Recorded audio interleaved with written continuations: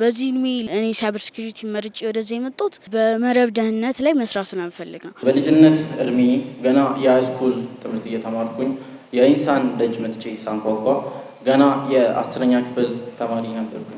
አሁን ላይ ደግሞ የኢትዮ ቴሌኮም ትልቁ የቴሌኮሙኒኬሽን ዘርፍ የሳይበር ዲፓርትመንት እንቁ ሰራተኛ ነው። መረጥኩት ዘርፍ ኤሮስፔስ ነው። ኤሮስፔስ ታለንት ፓሽን እንደሆነ አግኝቻለሁ። እነዚህ ታዳጊዎች ነገን በዛሬ የማየት ተሰጥኦን ተላብሰዋል። ዛሬ የሰነቁት ነገ የሚፈጠር እውነታን ነው። አይቀሬውን ጥልቅ የቴክኖሎጂ ስርዓትን። የሳይበር ደህንነት የዘመናችን የዓለም ሀገራት ትኩረት ከሆነ ሰነባብቷል። ከትላልቅ የፋይናንስ ተቋማት በኪሳችን እስከሚገኙት ስልኮቻችን ኑሯችንን ያቀለሉ ቴክኖሎጂዎች ደህንነታቸው እንዲጠበቅ የሳይበር ሉዓላዊነትን የማስጠበቅ ስራ ቅድሚያ የተሰጠው ጉዳይ ሆኗል። ታዳጊ አማኑኤል የሳይበር ደህንነት ያሳስበዋል። በእርሱ መረዳት የዚህ ዘርፍ ስጋት ነገ ይበልጥ ያሳስበዋልና የመፍትሄው አካል ለመሆን ጉዞውን ጀምሯል። ይህንን ሰመር ካምፕ ያገኙት የተለያዩ ሶሻል ሚዲያዎች ላይ ሲለቀቅ ተመለከትኩኝና ከዛ እኔም ወደ እዚህ መግባት ተስጦ ነበረኝ።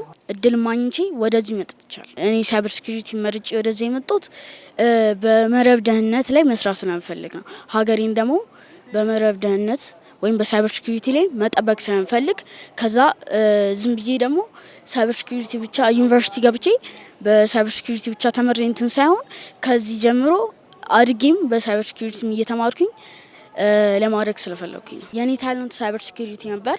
በዛ ነበር የገቡት። ከዛ እዚህ ደግሞ የተለያዩ በእኔ በገቡበት በሳይበር ሴኩሪቲ ብቻ ሳይሆን አእምሮአችንን እንዴት ማንሰብ እንደምንችል የተለያዩ ነገሮችን እዚህ ሰመር ካምፕ ውስጥ አግኝቼዋለሁ። ሰው አልባ የሰማይ ላይ በራሪ መሳሪያዎች የዓለምን ቀደምት ሁኔታን በመቀየር በሳይንስ፣ በውትድርና፣ በጤና፣ በእርሻና በሌሎች ብዝሃ ዘርፎች ውጤታማ ለውጦችን እያስመዘገበ ይገኛል። የድሮን ቴክኖሎጂ የኤሮስፔስ ሳይንስ ምርጫዋ የሆነው ወጣት ሩት ዘመን አመጣሹ የድሮን ቴክኖሎጂን በጥልቀት በመረዳት በዘርፉ ለመላቅ ትልምን ሰንቃለች። የመረጥኩት ዘርፍ ኤሮስፔስ ነው።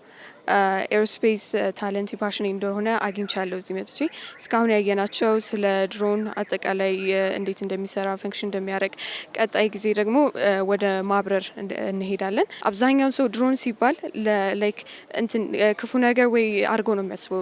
መጥፎ ፐርሴፕሽን ያለው ለድሮን እና እኛ ደግሞ ምንድነው ድሮን ብዙ ፈንክሽን አለው ለአግሪካልቸር ለብዙ ነገሮች አሉና በዛ ማህበረሰባችን ረድተን ኢትዮጵያን ወደፊት በስፔስ ውድድር ላይ አንደኛ እንድናረጋት ነው። እነዚህና ሌሎች በሺዎች የሚቆጠሩ ወጣቶች ኢትዮጵያ በቴክኖሎጂ ዘርፍ አሳካዋለሁ ለምትለው ዓላማ ተስፋ ሰጪ ኃይል ናቸው። በአሁኑ ወቅት ዓለማችን እየሄደችበት ባለው የዲጂታል ቴክኖሎጂ ጉዞ በፍጥነትና በጥራት እንዲሁም በላቀ ብቃት እውቀት ከዘመኑ ጋር ለመራመድ ኢትዮጵያ ታዳጊና ወጣቶቿ ላይ እየሰራች ነው። ወደዚህ ካምፕ ስመጣ ዋና ፍላጎቴ የቴክኖሎጂና የሳይበር ደህንነት ክህሎቴን ማሳደግ ነበረ። ኮምፒውተር ፊት ተቀምጬ አዳዲስ ቴክኒካዊ ነገሮችን እማራለሁ፣ በሳይበር ደህንነትና በሌሎች ቴክኖሎጂ ዘርፎች እውቀቴን አዳብራለሁ ብዬ ነበር የመጣሁት።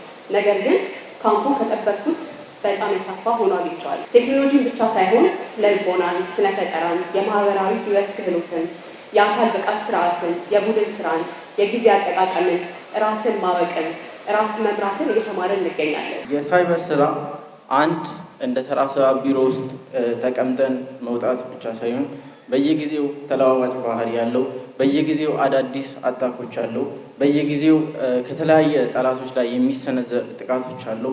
ይህንን ሁሉ በመመከት ደረጃ ይህንን ሁሉ ፊት ለፊት በመቆም ደረጃ ከሚሰለፉት ሁሉም ወጣቶች መሀል የመጀመሪያው የኢትዮ ቴሌኮም የሃይስኩል ሰራተኛ የሆኑት ያሉ ኢንሳ የሳይበር ደህንነት ሰመር ካምፕ ቻሌንጅ መርሃ ግብር ኃላፊነቱን ወስዶ ብቁ ባለሙያዎችን በማፍራት ላይ ይገኛል። ከግል ፍላጎትና ችሎታ የተሻገረው የታዳጊ ወጣቶች ጉዞ ዛሬ ላይ ከራሳቸው አልፈው ለተከታዮቻቸው እውቀትን በማካፈል በጋራ የሀገር አለኝታ ለመሆን ለአንድ ዓላማ ተሰልፈዋል። የትናንትናዎቹ ሰልጣኞች የዛሬዎቹ አሰልጣኞች በሙሉ ኃይላቸው እውቀታቸውን እያካፈሉ ነው። በሶፍትዌር ዴቨሎፕመንት ዘርፍ ነበር ሰለጥን የነበረው።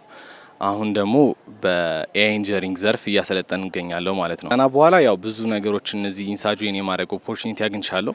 እዛን ጆይን ካረግን በኋላም ናሽናል ሌቭል ፕሮጀክቶችን በመስራት ላይ ያው ሀገራችን ሄልፕ ለማድረግ እየሞከርን ነው ማለት ነው። ያው የኢትዮጵያ ውስጥ አሁን ምንድነው ብዙ ጊዜ ሪስትሪክትድ የነበረው ያው ብዙ ፓሽን ይኖረናል ብዙ ቦታ ላይ ግን ያንን ፓሽን ሪች አክሰሰብል አልነበረም። እያንዳንዱን በምንፈልገው በዘርፍ ብዙ ጊዜ አናገኝም ነበር። አሁን በደንብ አክሰሰብል እየሆኑ ነው። በሁሉም አይነት ዘርፎች ኢንሳ ላይክ ተደራሽነቱን ለማድረስ እየሞከረ ነው። ስፔሻሊ ሶፍትዌሩ ጋርና ሳይበር ሴኩሪቲ ጋር ማለት ነው። መንግስት ለዲጂታል ለውጥ ትኩረት ሲሰጥ መጪውን ዘመን ታሳቢ በማድረግ ዛሬ ላይ በመዘጋጀት ነው። ይህ እውን እንዲሆንም ኢንሳ ትልቁን ኃላፊነት ወስዶ ባለፉት 4 ዓመታት በርካታ ታዳጊና ወጣት በቴክኖሎጂ ዘርፍ ያላቸውን ክህሎትና ተሰጧቸውን አውቀው ውጤታማ እንዲሆኑ በመስራት ላይ እንደሆነ የኢንሳ ዳይሬክተር ትዕግስት ሐሚድ ለጣቢያችን ተናግረዋል። የሳይበር ደህንነት ጉዳይን ለማስከበር የኢንሳ የመሪነት ሚና ቢኖረው እንጂ ብቻውን የሚወጣው ጉዳይ አይደለም። በዚህ ረገድ የግል ተቋማት፣ የቁልፍ መሰረተ ልማት ባለቤቶች በዚህ ጉዳይ ላይ ኢንቨስት የማድረግ በጋራ የመስራት የሀገርን ደህንነት ለማስጠበቅ ተባብሮ መስራትን የሚጠይቅ ምህዳር እንደሆነ ደጋግመን አንስተናል። በዚህም በሳይበር ታለንት ማዕከሉ የዩኒቨርሲቲ ምሁራን፣ ዲያስፖራዎች፣ የግል ባለሀብቶች ሁሉም ሀገሩን የሚወድ ኢትዮጵያዊ ኢንቨስት ሊያደርግበት ይገባል። ይሄ በአንድ ማዕከል ወይም በመንግስት ብቻ የሚሸፈን አይደለም። በኢንሳ የሳይበር ደህንነት ሰመር ካምፕ ቻሌንጅ ስልጠና ያገኙ ወጣቶች የራሳቸውን ክህሎት ከማዳበር አልፈው በኢትዮጵያ ትላልቅ የመንግስትና የግል ተቋማት ውስጥ በምርምርና በሳይበር ቴክኖሎጂ እንዲሁም በተለያዩ የዲጂታል ቴክኖሎጂ ስራዎች ላይ በመሰማራት ሀገራቸውን እያገለገሉ ይገኛሉ።